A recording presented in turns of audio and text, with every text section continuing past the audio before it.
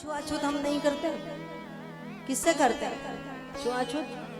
जिससे करना उसको तो भाई बनाकर बैठे, उसके घर में फिर वो पत्नी बनाकर ले जाता है। जो हमारे वास्तव में भाई है, जिनको हमने त्याग दिया है, जिससे हमारे धर्म की, हमारे समाज की हानि हो रही है। हमारा धर्म पुष्ट होना चाहिए, हमारा धर्म बढ़ना चाहिए, हमारी संख्या बल बढ़नी चाहिए कि घटनी चाहिए। राम जी आ जाए, आप तो कहते हो राम जी आ जाए, तो कैसे आएंगे? राम जी ने कहा मैं आऊंगा, 4 भाई होते वहां आता हूं मैं। राम ऐसे नहीं आते, 4 पुत्र होते तो राम आते, नहीं तो फिर एक जहां होता है वहां वो क्या होते हैं? वहां क्या होते हैं? बोले वहां आतंकवादी, वहां राक्षस, वहां चरित्रहीन, वहां कायर संतान होती है, क्योंकि वो लाड़ प्यार इतना मिल जाता उनको। अच्छा, एक बेटे वाली माताएं सब एक दूसरे के मुंह देख रही हैं, बहुत लाड़ करती हो ना।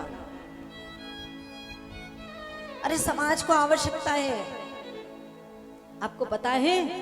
आप अपनी मांग में जो सिंदूर भर रही हो, उस सिंदूर की रक्षा कौन कर रहा है पता है? किसी की पत्नी अपनी मांग का सिंदूर दाव पर लगा करके आपकी मांग को सुरक्षित कर रही है। ऐसे उन बलिदानियों को मैं प्रणाम करती हूँ उस व्यासपीठ से, जिनके कारण आज भारत और आप सब सुरक्षित हैं, आपका धर्म सुरक्षित है। उन माताओं को, उन पिताओं को, उनके लाल को, सबको वंदन, सबको प्रणाम हम करते हैं, जो सीमा पर जाकर के अपने सीने पर गोलियां खाते हैं और गोली खा करके हमारी रक्षा कर रहे हैं। इसके लिए क्या हमें 4 संतान नहीं चाहिए? एक बेटा है, क्या करेगा? कौन आपकी रक्षा करेगा? कौन संत बनेगा? कौन धर्म चलाएगा? कौन देश की रक्षा करेगा? कौन समाज में उठना बैठना करेगा? कौन आपकी संपत्ति को बचाएगा? मकान तो 10 बना लिए, बेटा एक है, जीवन कितना है? 50-60 साल, वो भी पता नहीं है। मकान बनते बनते ही पहुंच जाए, पता नहीं चलेगा। 10 मकान किसके लिए? दूसरे लोग कब्जे करेंगे। इसलिए मैं कहती हूँ, देश में 2 कानून समाप्त होने चाहिए, आज से नहीं 2500 बरस से कहती आई है।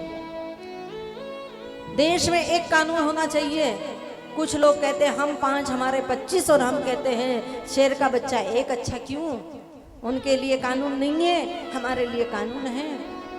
अब वो समाप्त होना चाहिए, पर ऐसे कानून को समाप्त करने के लिए अच्छी सरकारें आती हैं, उनको पसीने आ जाती हैं। हमारे हिंदू समाज में से कायर ऐसे सांसद होते हैं, अच्छे बिल पास करने के लिए साइन नहीं करते हैं। मुझे लगता है कि वो सब जो हिंदू समाज का हित नहीं चाहते हैं, सनातन का हित नहीं चाहते हैं, वो हिंदू की संतान भी नहीं है। एक एक को ढूंढना चाहिए उनको, कौन है जो ऐसे ऐसे काम पर भी अपने हस्ताक्षर नहीं करते हैं। समाज आपको नेता बनाकर भेजता है कि हमारी रक्षा होगी, और आप इनको काटना चाहते हो। इसलिए अच्छे लोगों का चयन कीजिए, पद पर अच्छे लोगों को बिठाइए। आपका एक वोट आज भारत की सुरक्षा कर रहा है।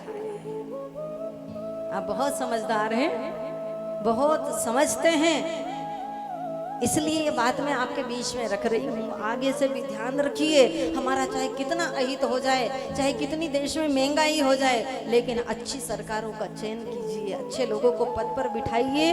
क्योंकि संस्कारहीन व्यक्ति जब पद पर बैठता है तो पद का दुरुपयोग ही करता है, वो कभी सदुपयोग नहीं कर पाता, क्योंकि उसमें इतनी क्षमता नहीं है।